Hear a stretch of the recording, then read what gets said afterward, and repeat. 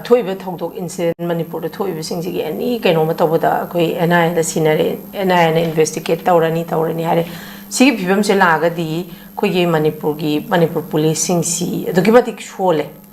haibagi mami suni ko za aidi thajadre habane ba koi Manipur police na taw thabakta sigi matang si aduga FIR ma sinabangam da ba haibasi oza masi karamba lapses laibagi manung da kari conspiracy hairaga so haiman ba thokadra natraga something karigumba FIR ma sinabangam da ba haibasi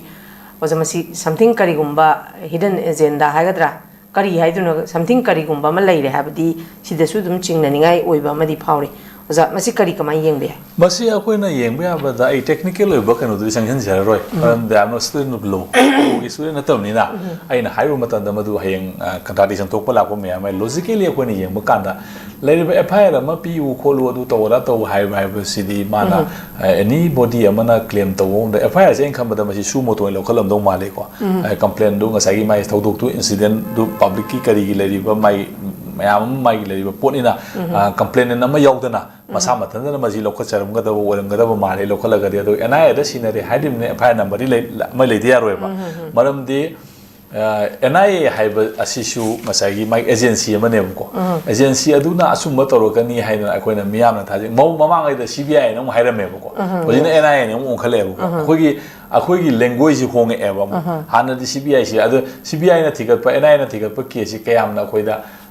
majigi pul loiba kanu si kayam phangrage ba khoi satisfaction kayam phangrage ba CBI case miyama Draki kangde mai kangde mi hat bi ke doge moina kari huji bokta khoi while chatara kai doba kayam phangre kayam urage ba khoi sida agency ke agency amani NI haigera CBI haigera Manipur police haigera same law magi makhada same lenga magi makha leiba moi relation ngak tane ko cd edit twist to ba yana na ba government na twist to ba yana na ba haibagi wane maram di leiba potudi haiba controlling government control to di government state government issue in government makhada ni NI issue CBI haigera NI haigera any kind of intelligence any kind of network leiba se India haibasi union of the states haibani ko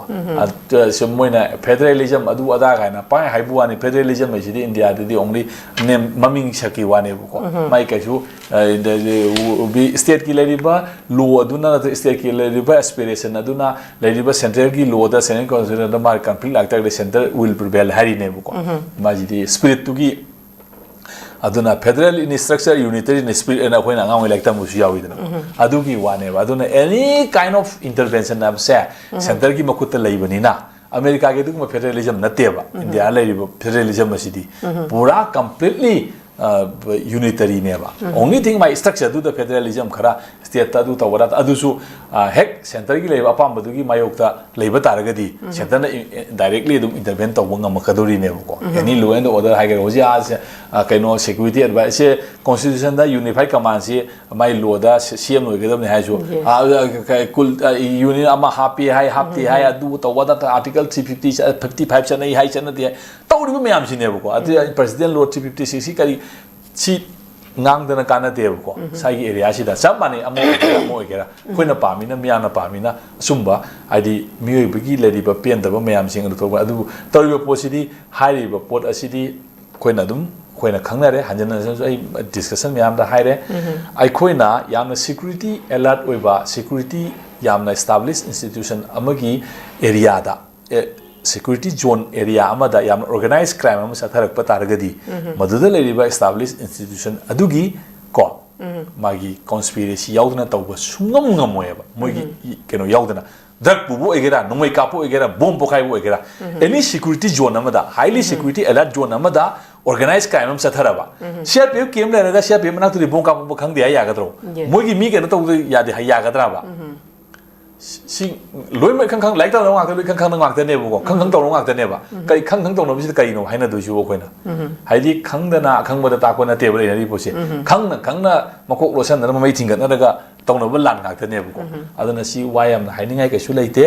ꯇꯧꯕꯇꯕꯨ ꯑꯩꯈꯣꯏꯅ ꯊꯦꯡꯅꯒꯗꯕꯁꯤ ꯀꯅꯥꯅꯣ ꯍꯥꯏꯕꯁꯤ ꯃꯌꯦꯛ ꯁꯦꯡꯅ ꯑꯩꯈꯣꯏꯒꯤ nation ꯑꯃ ꯑꯩꯈꯣꯏꯒꯤ ꯖꯥꯇꯤ ꯑꯃ ꯑꯩꯈꯣꯏꯒꯤ ꯐꯨꯔꯨꯞ ꯑꯃ ꯑꯩꯈꯣꯏꯅ ꯍꯤꯡꯒꯦ ꯍꯥꯏꯕ ꯇꯥꯔꯒꯗꯤ ꯃꯥꯒꯤ ꯑꯦꯛꯖꯤꯁꯇꯦꯟꯁꯁꯨ ꯂꯩꯅꯕꯒꯤꯗꯃꯛꯇ ꯃꯥꯒꯤ ꯀꯟꯁꯣꯂꯤꯗꯦꯁꯟ ꯃꯥꯒꯤ ꯄꯣꯂꯤꯇꯤꯀꯦꯜ ꯑꯥꯏꯗꯤꯑꯣꯂꯣꯖꯤ ꯑꯃ ꯂꯩꯐꯝ ꯊꯣꯛꯑꯦꯕꯀꯣ ꯃꯗꯨꯒꯤ ꯄꯣꯠꯇꯨ ꯃꯗꯨꯅ ꯙꯔꯃꯒꯤ ꯀꯔꯤꯒꯤ ꯑꯗꯨꯒꯤ ꯑꯗꯥꯒꯤ ꯒꯤ ꯋꯥ ꯅꯠꯇꯕꯤꯗꯀꯣ ꯃꯥꯒꯤ ꯅꯦꯁꯅꯦꯜ ꯑꯦꯛꯖꯤꯁꯇꯦꯟꯁ ꯑꯃ ꯂꯩꯅꯕꯒꯤꯗꯃꯛꯇ ꯃꯥꯒꯤ ꯄꯣꯠ ꯑꯗꯨꯗ ꯑꯩꯈꯣꯏꯒꯤ ꯃꯗꯨꯒꯤ ꯀꯟꯁꯣꯂꯤꯗꯦꯁꯟ ꯇꯧꯕ ꯉꯝꯅꯅꯕ ꯑꯩꯈꯣꯏꯅ ꯍꯧꯖꯤꯛꯁꯦ ꯍꯣꯠꯅꯕ ꯅꯠꯇꯅ ꯀꯅꯥꯝꯇꯗ ꯑꯁꯥ ꯇꯧꯅꯤꯡꯉꯥꯏ ꯂꯩꯇꯦꯕ ꯑꯦꯅꯤ ꯂꯩꯔꯤꯕ ꯏꯁꯇꯥꯕ꯭ꯂꯤꯁ ꯏꯟꯁꯇꯤꯇ꯭ꯌꯨꯁꯟ ꯑꯁꯤꯗꯒꯤ ꯑꯩꯈꯣꯏꯅ ꯑꯩꯈꯣꯏꯒꯤ ꯑꯦꯁꯄꯤꯔꯦꯁꯟꯗꯨ ꯐꯪꯒꯅꯦꯅ ꯀꯩꯁꯨ ꯑꯁꯥ ꯇꯧꯅꯤꯡꯉꯥꯏ ꯂꯩꯇꯦꯕ ꯑꯗꯨꯅ ꯅꯠꯇ꯭ꯔꯒꯅ ꯄꯨꯔꯥꯂꯤ ꯃꯗꯨꯗ ꯅꯣꯏꯅ ꯇꯧꯅꯤꯡꯕꯩ ꯂꯣꯏ ꯇꯧꯔꯣ ꯃꯨꯠꯀꯦꯔꯥ ꯍꯥꯠꯀꯦꯔꯥ ꯊꯣꯛꯀꯦꯔꯥ ꯑꯩꯈꯣꯏꯗꯤ ꯑꯗꯨ ꯇꯧꯔꯦꯔꯥ ꯇꯧꯔꯦꯅ ꯃꯣꯏꯅ ꯇꯧꯅꯤꯡꯉꯤ ꯇꯧꯔꯨꯅ ꯌꯥꯔꯦꯅ ꯁꯦꯡꯅ ꯇꯧꯕ ꯑꯃ ꯑꯣꯔ ꯅꯠꯇ꯭ꯔꯒꯅ ꯀꯃꯥꯏꯅ ꯊꯦꯡꯅꯒꯗꯒꯦꯅ ꯑꯩꯈꯣꯏꯒꯤ ꯃꯦꯀꯥꯅꯤꯖꯝ ꯑꯃ ꯍꯣꯠꯄ ꯑꯃ ꯑꯅꯤꯁꯤ ꯅꯠꯇ꯭ꯔꯒ ꯁꯥꯝꯕꯅ ꯉꯥ ꯑꯣꯏꯇꯥꯔꯗꯤ ꯑꯃꯨꯛꯁꯨ ꯍꯦꯛ ꯂꯥꯛꯑꯒ ꯀꯩꯅꯣꯝ ꯍꯦꯛ ꯌꯥꯎꯒꯨꯝ ꯇꯧ ꯑꯃꯨꯛꯁꯨ ꯇꯧꯒꯨꯝ ꯇꯧ ꯑꯃꯨꯛꯁꯨ ꯇꯧꯗꯒꯨꯝ ꯇꯧ ꯏꯔꯥꯡ ꯊꯣꯛꯑ ꯅꯨꯃꯤꯠ ꯅꯤꯅꯤ ꯑꯃꯨꯛ ꯆꯠꯒꯨꯝ ꯇꯧ ꯑꯗꯨꯅꯗꯤ ꯌꯥꯔꯣꯏꯕ ꯆꯞ ꯆꯥꯕ ꯑꯩꯈꯣꯏꯒꯤ ꯃꯥꯒꯤ political framework ama political ideology ama madugida phajana ningthijana work to am change natraga di akoi gi program di insoluble oina dum leini okay thaga chiriza jasida akoi gi